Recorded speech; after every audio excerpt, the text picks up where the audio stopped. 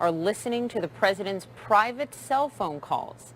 The Times says aides have repeatedly warned him that his personal phone is not secure. The president taking to Twitter this morning, calling this story not true. Joining us now is one of the reporters behind that piece, Matt Rosenberg, national security correspondent for the New York Times, also a CNN national security analyst.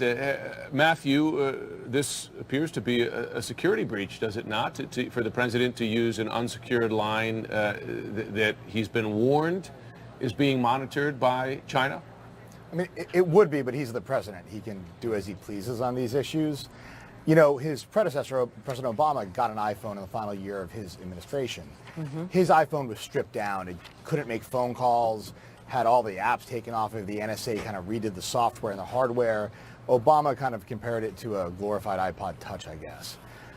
Trump has wanted more. He likes to talk to his friends. He likes to talk to contacts outside the White House. And he likes to use his cell phone because the calls are not logged in the White House kind of logs where John Kelly and other people in the White House can see who he's always talking to.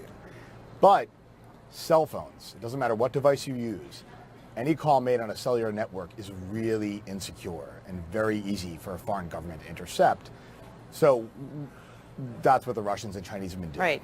So, Matthew, I mean, given your reporting and the number of, it's not just former administration officials, it's also current administration officials who you spoke with. And they spoke to you guys because, not trying to undermine the president, but because they're concerned about national security, right, and what this means. Can you explain for our viewers what I found most fascinating about this reporting is what you've learned about how China in particular is using this information that is gleaned from the president's conversations to try to persuade him in certain ways, even on the issue of trade?